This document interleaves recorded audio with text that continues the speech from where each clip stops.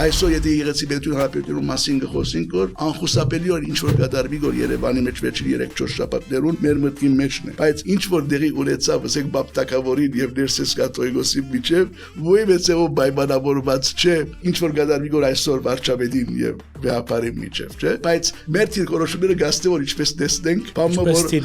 1000 եւ քանի 100 տարի առաջ եղած է, ասամբոչը միշտ պետք է մենք գիտակցենք եւ նույնիսկ ես կարծեմ որ որոշ դոզով գրթական ծրագրի մեջ անցնենք, որ բզդիկները գիտնան, որ ամեն ինչ